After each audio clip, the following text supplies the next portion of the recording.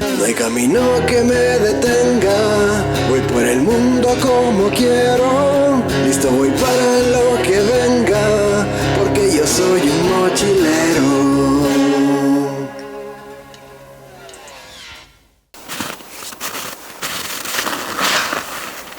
Hace frío. Por eso es muy importante saber abrigarse bien en climas extremos. Hoy día vamos a ver cómo abrigarse para el frío.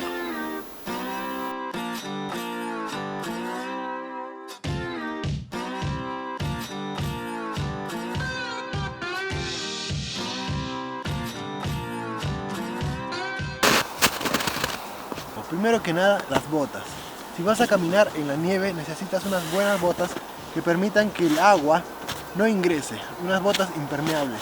Este modelo es bueno, sin embargo puede, al tener una punta de caucho, provocar condensación. Para ello utilizo medias de lana. Las medias de lana hacen que la humedad no se mantenga tanto como si fueran unas medias de algodón. Las medias de lana absorben la humedad y el olor de una manera mucho más eficiente que el material algodón.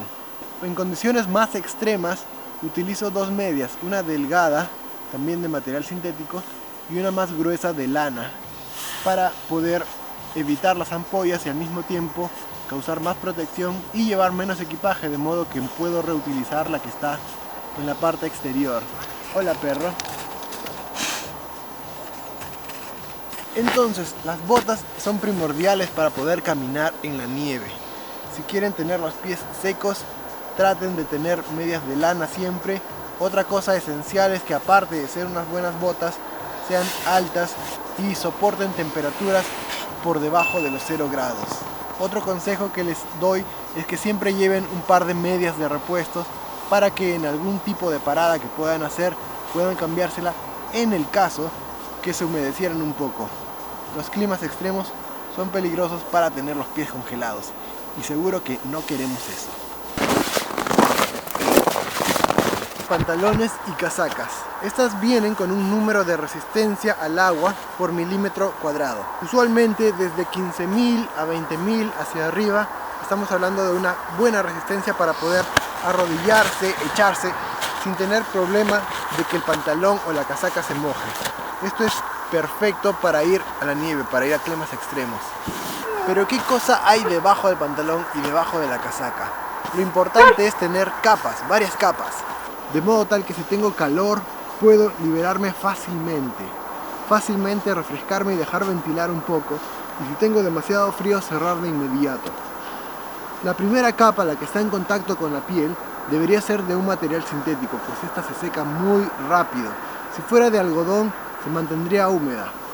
Encima estoy llevando un chaleco de un material polar y otra capa también de un material polar, de un material textil sintético, para finalmente cubrirme con una casaca que sea absolutamente impermeable.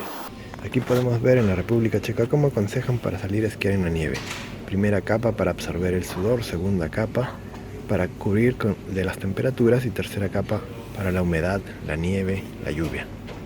Existen variaciones de esto. También podría tener una casaca de pluma y encima un ligero cubreviento, algo que sea para la lluvia, algo no tan grueso como esta casaca. Podría ser otra variación o alternativa. Lo importante es mantener capas, mantener una respirabilidad de justamente todo el abrigo y finalmente hacer que podamos tener control de nuestra temperatura.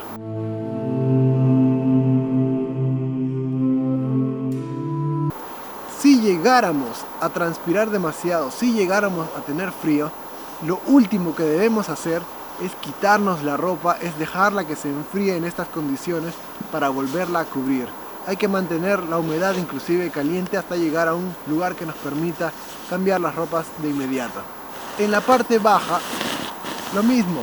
Además de este pantalón, que parece un jean pero no lo es un material recubierto que tiene otra capa justamente para que no entre la nieve, no entre la humedad, y además un largo calentador de material polar. Debajo de eso unas medias largas de lana. Eso es justamente lo que queremos. protección contra la humedad, protección contra el frío, protección para el clima extremo. Y los guantes, una parte importante de la protección. Pueden optar por unos guantes gruesos como estos, o bien por unos guantes delgados y técnicos. Yo prefiero alternar con ambos. Si van a agarrar nieve, lo ideal es tener este tipo de guantes grandes, gruesos, de snowboard, que no absorben la humedad demasiado.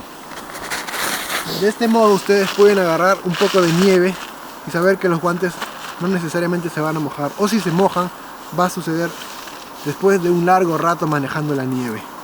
Si no van a tocar nieve y necesitan tener las manos más libres para tomar fotos, por ejemplo, algo que hago yo es usar guantes más delgados, guantes más técnicos, guantes como los que se usarían en deportes como cross country, por ejemplo.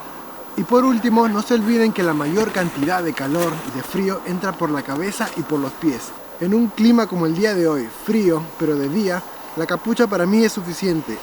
Además llevo pelo largo, pero siempre un gorro de lana es ideal para este tipo de circunstancias. No dejen de llevar uno. Con esto estamos completos. Pueden adicionar, dependiendo de la cantidad de frío que tengan, una bufanda o no. De noche, que se pone más frío y hace viento, es más que imprescindible uno de estos. Espero que estos consejos les sean de ayuda y que el clima no sea una limitante para seguir viajando por el mundo. Gracias por ver este video. Yo soy Nelson Mochilero. Nos vemos en un siguiente episodio. ¡Chao! Si ya te suscribiste al canal, no olvides activar las notificaciones para estar al día con los nuevos videos.